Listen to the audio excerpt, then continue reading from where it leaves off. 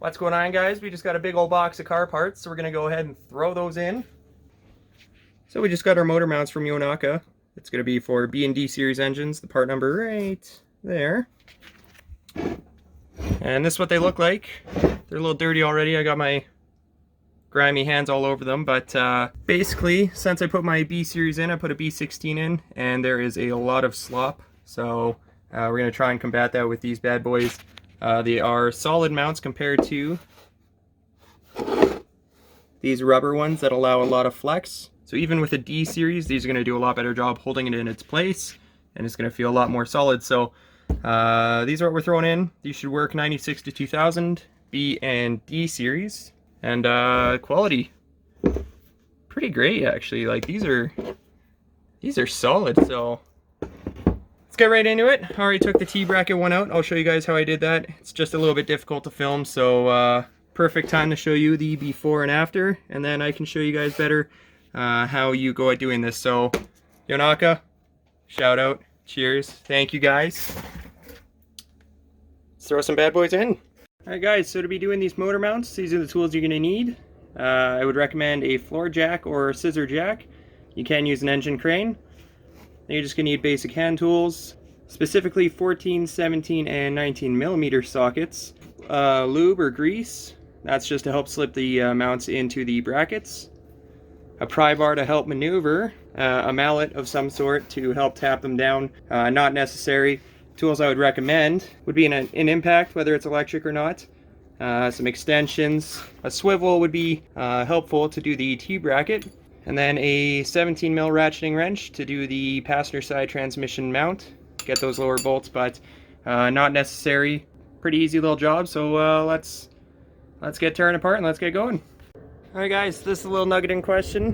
This is going to be my 99 EK Civic, and we got us our B16A2. Now again, this works for B series and D series. So, excuse the mess. Just got this running about a week ago, so we got some cleaning to do. Perfect time to show though. The three mounts we're going to be doing is on the passenger side here. This is going to be the transmission bracket. Under the intake manifold, there's going to be a T-bracket here. That's going to be the middle of the back. Then the driver's side is going to be right here next to your power steering if you have it. Now to make this a little bit easier, I threw it on ramps just so I had room underneath. For the N2, we're going to use a jack to support the engine, just to make sure it's not going to fall down and fall out of place. So the way we're going to do this first is leaving in the driver and passenger side, and we're going to do the T-bracket first. We're going to loosely install all of the mounts, and then once we have all three in, then we'll snug them down. But just for now, we're going to get them finger tight. For this T-bracket, we get to take off our intake tube here, and don't mind all this gnarly wiring.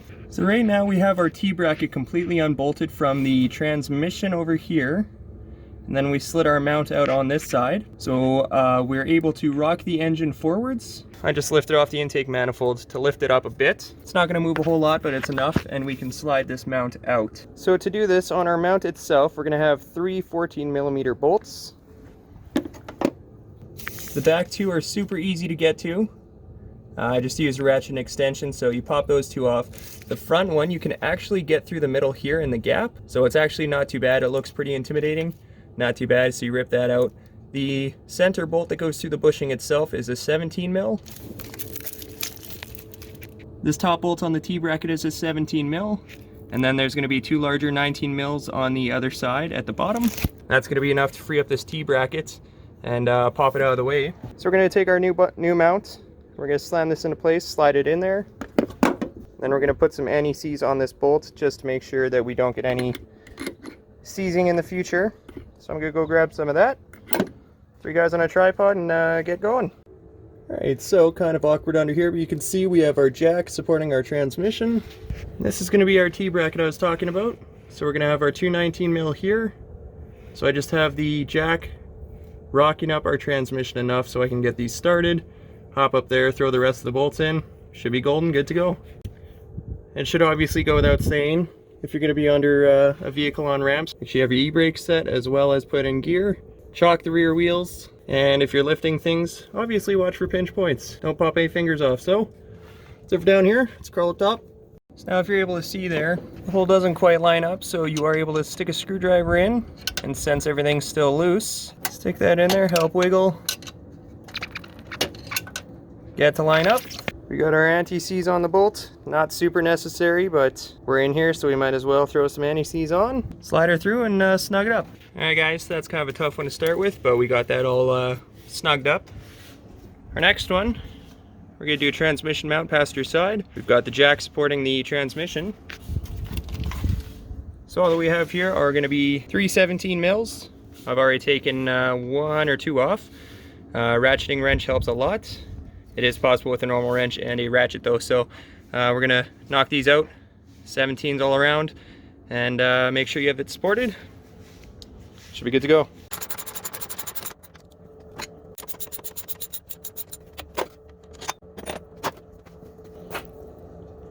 That one's real crusty. Oof. They're in terrible shape, they're just worn out and totally garbage. So, nice and easy. Here a new one, slam it in.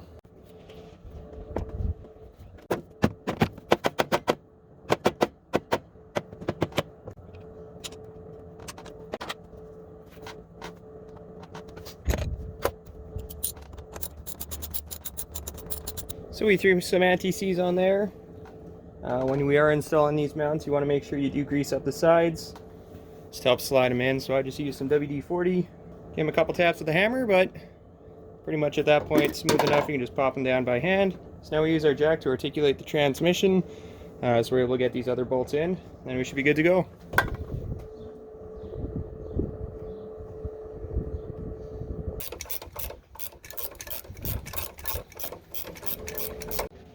Alright guys, so we're making some progress here.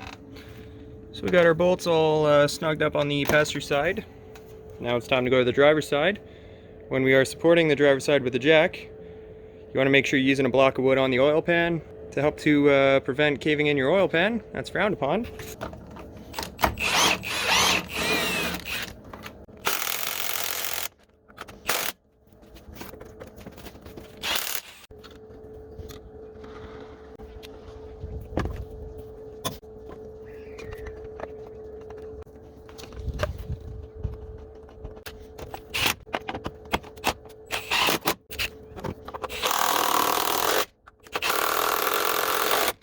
Alright guys, so let the engine down, and boom. That is all the weight now held by these motor mounts. Driver's side is super easy. Reservoir pops up and out of the way if you don't have power steering. Half your work's done for you. So these are all 14 mils, 17s. These are all 17s. And then we got some 14s again down there with the big 17 there. And then the bottom of the T-bracket, 19 mils. So you throw in these motor mounts. Gonna tighten them all up and see if we're still getting some mean engine rock. Probably should have taken a before video, but it was pretty bad. So give me a minute, tighten these up, and we'll see how she goes. As we're down here under the passenger side, doing the transmission bracket, it is actually easier to get this from the bottom. You are able to fit a ratchet up here actually pretty easily. And you'll be able to get that bottom and rear bolt pretty easy, so would recommend this. Would strongly recommend doing it from the bottom. But we're almost there. Do up the T-bracket and we're good to go.